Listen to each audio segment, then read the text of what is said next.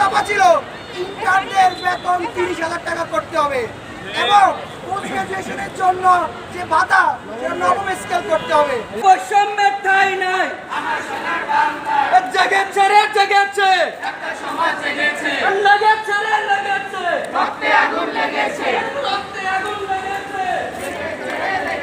মানি না,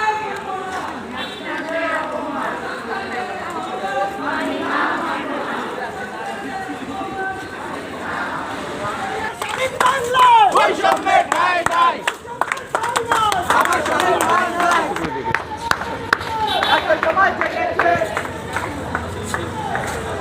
তাই আমাদের সবার আগে স্বাস্থ্য সুরক্ষা আইনটা নিশ্চিত করতে হবে।